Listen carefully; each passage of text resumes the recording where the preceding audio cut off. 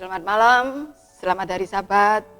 Kita bersyukur kita masih mempunyai satu kesempatan untuk kembali belajar sekolah Sabat pada hari ini, yaitu pelajaran yang keempat, satu perjanjian kekal.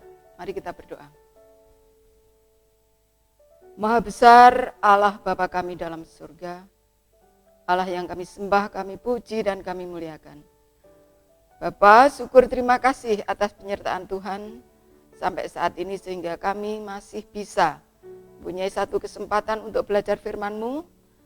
Biarlah kami boleh belajar, boleh mengerti, dan kami boleh melakukan di dalam kehidupan kami sehari-hari. Tuhan mengampuni semua dosa kesalahan kami. Tuhan pimpin acara ini dari awal pertengahan hingga akhirnya.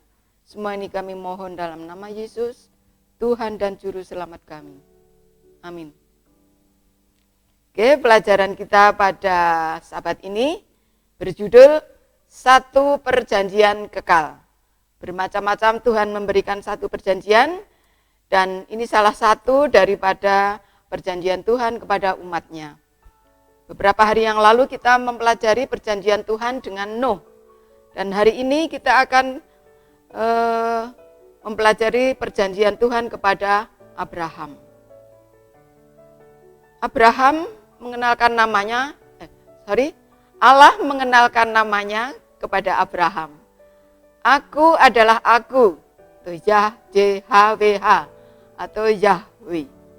Allah mengadakan perjanjian dengan Abraham setelah Allah merasa kecewa dengan keturunan Nuh yang setelah air bah murtad kembali.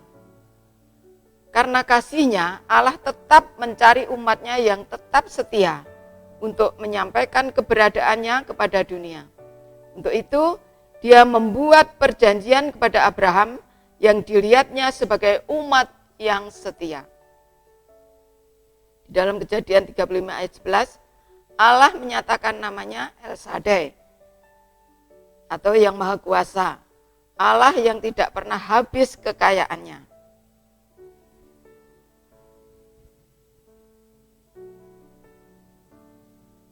Allah nama dalam kasih karunia-Nya, Allah memilih Abraham sebagai alat untuk menolong memberitakan rencana keselamatan kepada dunia. Untuk itu Allah menyampaikan satu perjanjian kepada Abraham. Akulah yang Maha Kuasa.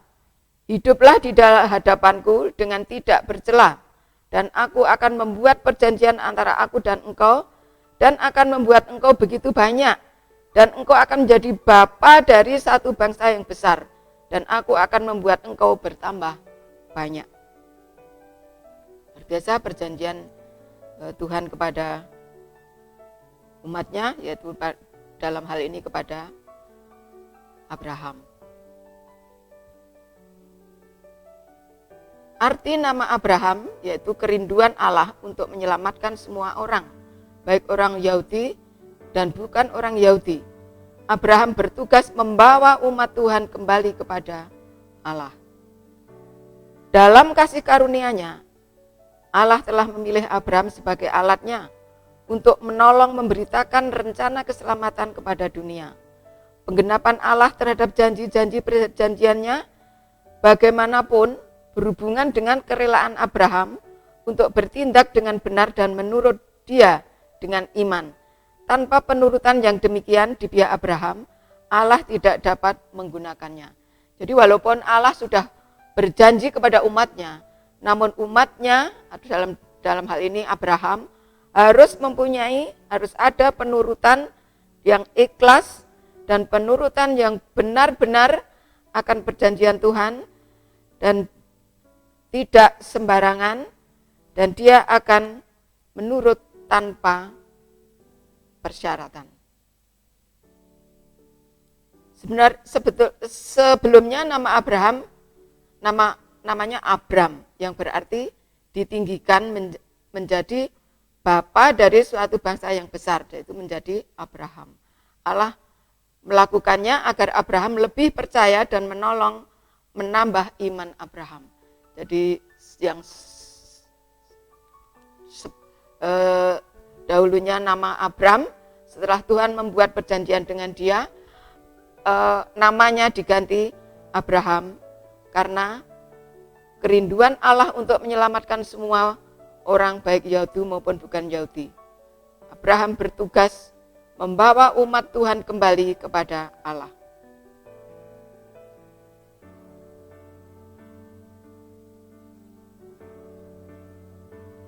Untuk itu biarlah kita senantiasa menerima perjanjian Tuhan dengan rasa syukur, ikhlas, dan melakukannya dengan segenap hati. Dalam pendalaman, pelangi adalah tanda perjanjian Allah dengan Nuh. Di dalam perjanjian 17 ayat 10, untuk menemukan apakah tanda perjanjian Allah dengan Abraham, perjanjian Allah dengan Abraham yaitu sunat. Di sini mempunyai beberapa arti perjanjian sunat kepada Abraham. Yang pertama, untuk membedakan keturunan Abraham dari orang-orang kafir. Efesus 2 ayat 11. Yang kedua, untuk terus mengingat perjanjian Yahweh. Kejadian 17 ayat 11. Yang ketiga, untuk mendorong perkembangan moral yang murni. Ulangan 10 ayat 16. Dan keempat, untuk menggambarkan pembenaran oleh iman. Roma 4 ayat 11. Untuk menjadi lambang sunat hati. Roma 2 ayat 29 dan 6. Dan untuk membayangkan upacara baptisan orang Kristen. Kolose 2 ayat 11. Pelangi akan tetap menjadi tanda dari janji Allah kepada Nuh sampai akhir dunia ini. Tetapi tanda sunat tidak. Menurut Rasul Paulus, sunat diterima Abraham sebagai tanda kebenaran yang dia terima oleh iman kepada Allah.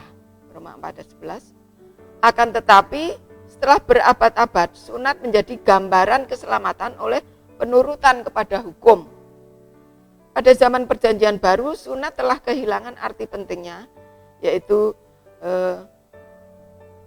gantinya unsur penting adalah iman kepada Yesus Kristus yang membawa kepada penurutan pada kehidupan yang diubahkan. Galatia 5 ayat 6. Nah, beberapa perjanjian Nuh berbeda dengan perjanjian Tuhan kepada Abraham.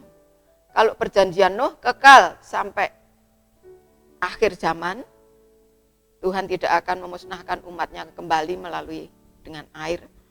Tetapi perjanjian sunat dengan Abraham berubah, di mana beberapa kurun waktu perjanjian sunat hanya menggambarkan keselamatan penurutan kepada hukum.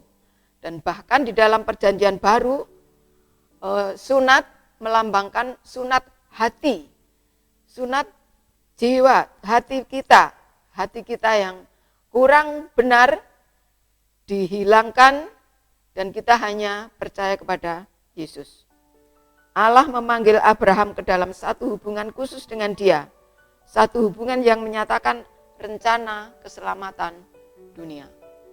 Inilah satu gambaran atau satu arti daripada perjanjian Tuhan kepada umatnya, baik kepada waktu yang lalu kita belajar kepada Musa, kepada Nuh, dan sekarang ini kita belajar kepada Abraham.